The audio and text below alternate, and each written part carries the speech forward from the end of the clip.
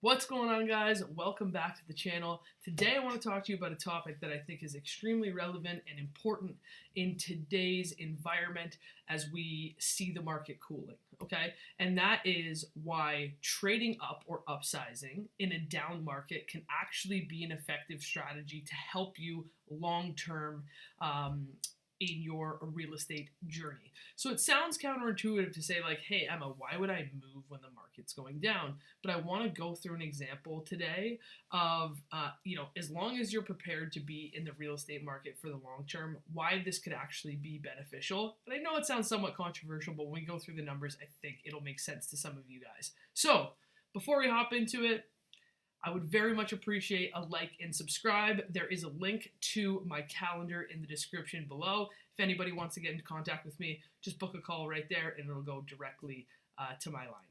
So let's get into the video. All right, so upsizing in a down market. That sounds like a lot of real estate jargon, and I'm going to break down exactly what that means for you. Upsizing is transitioning from your current home into a larger home, right? So your current home is smaller. Maybe you've had a couple kids, or you were living in a one-bedroom condo and you're working from home and you're just kind of bursting at the seams, right? So trading up from your current property into a larger property. In a down market means as prices pull back. And so we've seen the market starting to cool in terms of activity. And now in certain areas, we've started to see prices pull back. I don't want to get into too many market statistics today, but I do think that certain areas like bedroom communities or commuter towns will likely see a pullback sooner than other areas with strong core fundamentals as gas prices increase and several other factors, but that's for another video, and my thoughts on the market will be coming out later this month. But for the purpose of this video, I wanted to show you why it can actually make sense to trade when the market is going down. As human beings, as soon as you hear that, you go, that seems somewhat idiotic, Emma. I'm curious to see how you come to this conclusion, right? And so that's because we are more drawn towards negative emotions, or I don't know why, but those seem more powerful to us than positive emotions as human beings. And so as soon as you are like, I feel like I'm missing out. I have that FOMO. I'm missing out on money. People often say to me, I don't want to move. I want to wait until the market appreciates a bit more before I move. However, what you're going to see in this example is that often works against you, because if you're selling a house for $750,000 and you're waiting for the market to appreciate by 10%, you're getting another $75,000, which is fantastic. But you're also paying potentially $150,000 on the next property. So you're net negative by $75K by waiting for the market to go up. What I'm going to showcase in this example to you is why you can actually net some money or be net positive on the trade as the market goes down. And so to preface what I'm going to go through with you here in a second, this example is predicated on someone living in a $750,000 condo in Toronto and purchasing a $1.5 million home. So transitioning from their smaller condo into potentially their forever home, or something with a little bit of a longer expiration time for them to need to move, okay? And so let's look at the numbers together. So the current value of the condo in this example would be $750,000, and the current value of the next proposed new home would be $1.5 million, okay? So let's assume the market pulls back by 10%. Now, this, again, does not reflect my opinion on the market. If you want to know my opinion on the market, wait until I release my market statistics video. This is just for the purposes of making an easy example for you. So the condo decreases by 10%, which is $75,000, and the value goes from $750,000 to $675,000. So as the owner, you're like, ooh, that's the worst.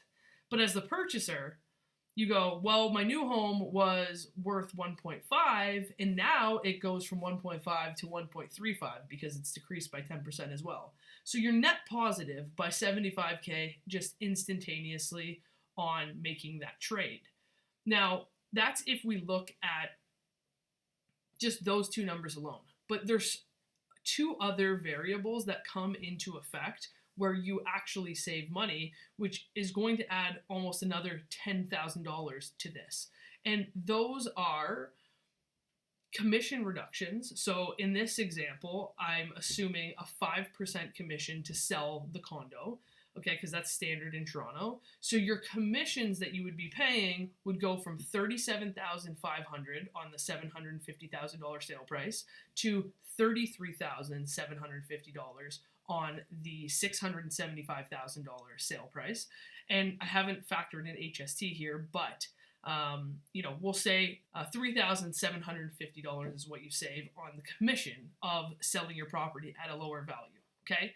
And then we go and we flip it to what are the transactional costs that you're going to otherwise have as a purchaser. And one of the biggest factors is land transfer tax, because it's extremely expensive in Toronto.